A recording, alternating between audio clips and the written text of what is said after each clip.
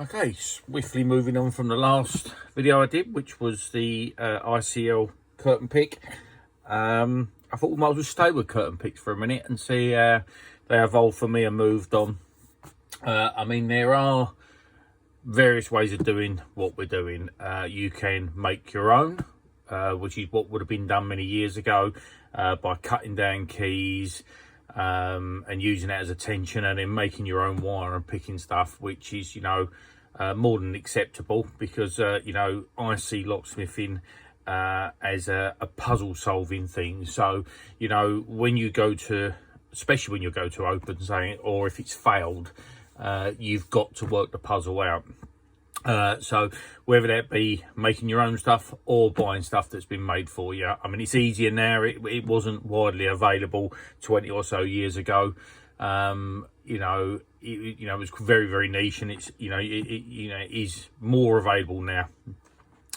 So it's your choice. You can make bits yourself, and you can buy stuff from other people. Your choice. I'm just showing you bits that I've owned over the years.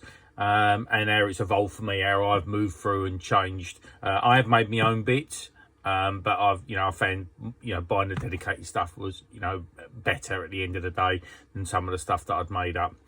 I also should touch on the subject that I'm not going to show how we physically use these tools.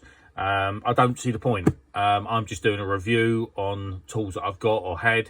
And it might give some people insight for when they're choosing to buy something.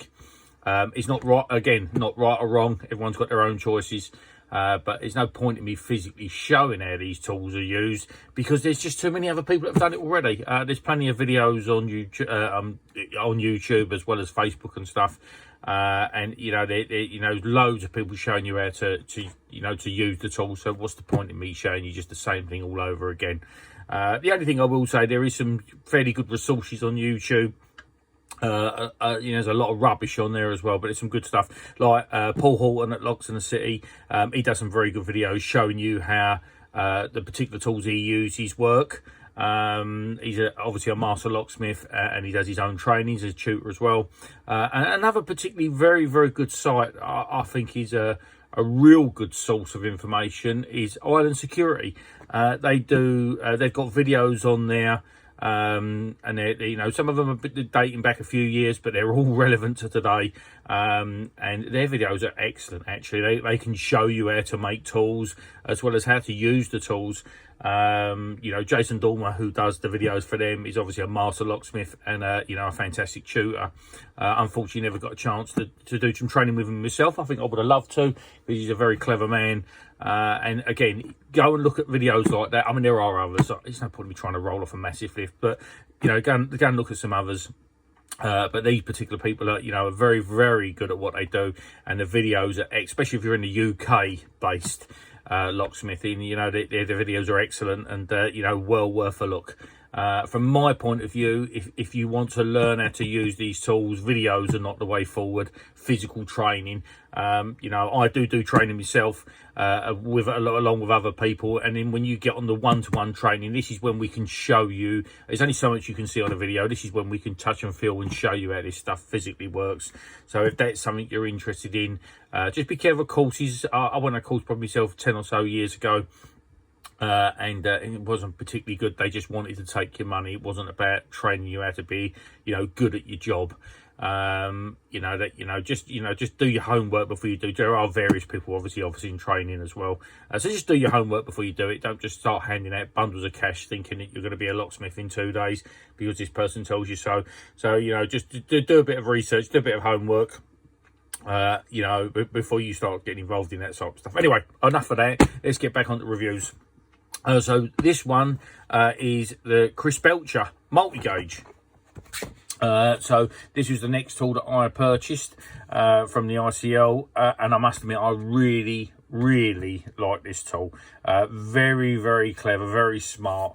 The man, I mean, obviously Chris Belcher is well known for making tools, and he was a very, very clever man when he's alive, and he fully understood how locks worked. And this tool was my next go-to tool. I really like it. I know a few people still use this tool quite a lot. Andy Love is one person I know that loves this tool, as well as many other locksmiths. and this is still you know, an option for me. You know, and the pros, we're going to go through the pros and minuses again. And one of the big pluses is it's a nice box, quite well organised. To be honest, I didn't really keep it in the box when I was using it in my bag, because one of the major things I like about it's one tool. There's no left, there's no right, you know, or different gauges of bits and pieces. It's just one tool in the box, and the whole point of this tool is it's such a clever idea that this tool is stepped down in gauges. So this is why it's called a multi-gauge. So you can put it in and it can go through various gauges without you having to change anything or do anything. It's very, very light. It's well constructed. I did have a look up after yesterday or the other day when I did some video of the ICL one, and I could still find that tool that's been changed and modified and this and that. I can't seem to get hold of it. See, this one, it's to buy, so I don't know whether they've stopped making them or not. I believe Trade Locks took over Chris's designs and were distributing them, but I don't know what's happened to those. I can't seem to find it because it's a lovely tool. It's still very relevant for today. So again, so the pros are very light, nice T-bar that moves so you can get it nice and comfortable, very light in the hand, and it's one tool, which is lovely. And then the lollipop, again, is this one is very nice. It doesn't come with the two like the other one did. It comes with one lollipop, and then you attach the picks into the end of it as so. And I like this design. When I changed from this to what I use now, I had to get used to it, because when I pick, I nudge and tap. So when I pick through, I nudge and tap.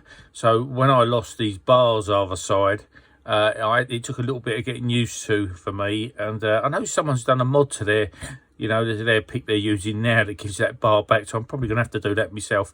But yeah, I nudge and tap. So I don't lift. And that's just the way I pick locks, whether that be right or wrong. That's the way I do it. So I really like this design of turn, and it works very well. And it comes with two wires, which is a left and a right. Again, these wires, you know, seem to be slightly better made than the last set that I showed you. Again, very straightforward and simple. And if you want to use this in a bag, you could, I mean, again, it's only coming in sort of two medium size lifters. You could pile in more in these, so if you wanted to keep it in this little bag, I think that's quite nice that you you know, you could put more bits inside one thing if you liked, because then you've got the option of choosing the one you want, whether left or right, and then just attaching it with the little Allen screw here on there like that. So again, nice presentation, nice little box like this. Shame it only comes with one set of wires, but again, you make your own wires. They're very, very simple and straightforward. This is something that's not difficult to do, as I discussed the other day. And yeah, it's just one tool, which I still find is relevant today. I think it's a massively clever idea, and it works extremely well. And I used this for quite a while before I moved on to my next one. So we'll probably move on to my next, curtain pick that I use, my day-to-day one, which I use now. So hope that's helpful. Thank you very much. Cheers.